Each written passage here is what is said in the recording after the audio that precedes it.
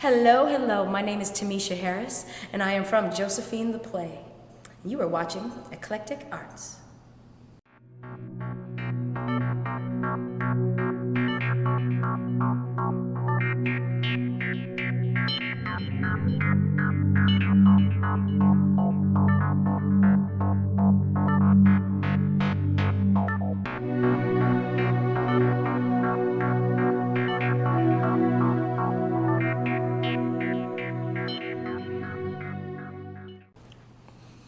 All right, so we're here on a Saturday evening in... Saturday. Yes, sorry. This is my energy after the show.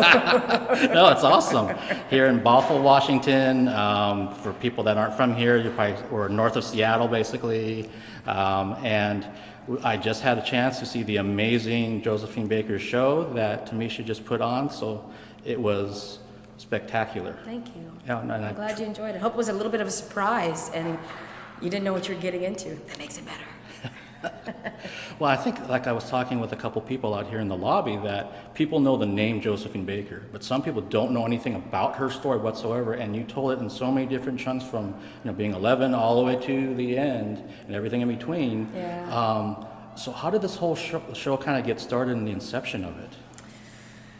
Well, I've been a performer for 20 plus years, and I was looking for something that was going to help me showcase my talent. I'd always been an ensemble performer, so I was in the background helping everybody else and making sure the show was good. And I needed something that was going to help me stand out, and if I could even do it, And so we were thinking about creating a show about Tina Turner, because I impersonate her as well. Okay.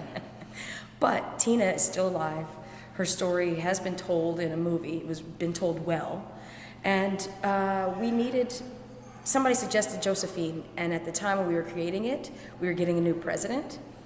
And a lot of the things that Josephine stood for was against the presidency's ideals. Mm-hmm. I guess I can say it that way. And her stories, her struggles, the discrimination she went through, what she had to fight for, everything kind of played into it. And it made sense that we did Josephine and didn't do anybody else. Her story got lost throughout time, and her words got lost. And in the show, whenever you all come and see it, in the show, those are all her actual words, her speeches, her quotes. We didn't really have to do much. She has such a remarkable life. It was easy. Wow. And so knowing that and seeing you sing, dance, act, all of the above, and you mentioned you've been a professional for many years, for all those kind of areas, and this was your chance to have a solo piece instead of an ensemble. I didn't know it was going to be a solo piece. I just wanted something to stand out a little bit, because I'm not going to say I didn't stand out, but it's a different place. It's a different responsibility when you don't have to hide in everybody else. When it's all you or you're the lead, under pressure.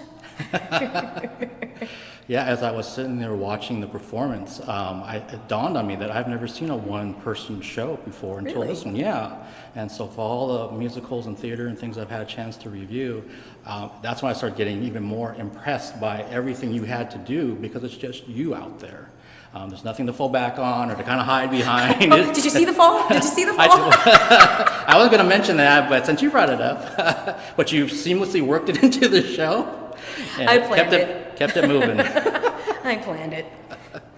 But that's part of the live performance. That's live performance, and unless I stood there and made a fool of myself, I'm glad you thought it was part of the show.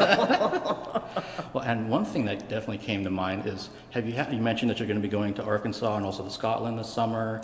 We go to Australia in 2.5 weeks. Right. Have you had a chance to perform in France? Not yet. Okay. I'm also working on my French so that I can speak properly.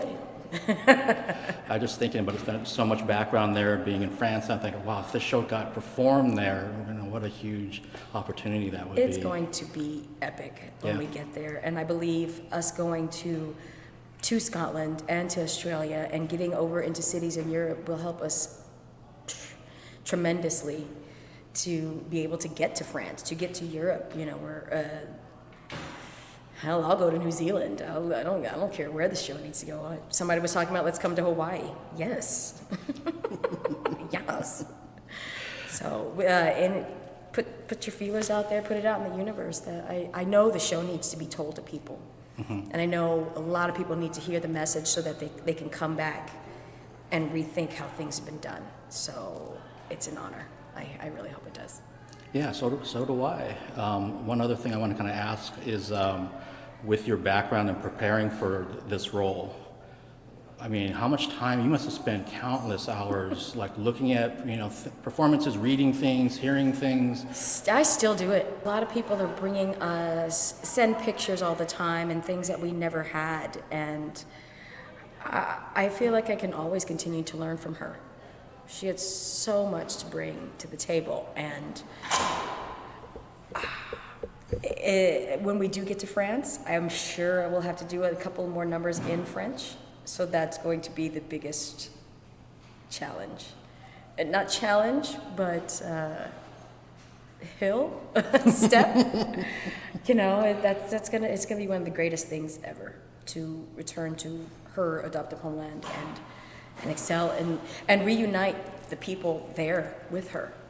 There is a lot of older folks that know about her, but the younger generation really wants to know about her as well. And if I can be that middle ground for them to learn, let's do it. Awesome. Well, thank you so much for taking the time to do the interview, and I wish you every success with the show and everything else that you do. Thank you much. I hope to be back. Are you going to do a sequel? We're going to do another interview when I come back? I would absolutely do a sequel with you.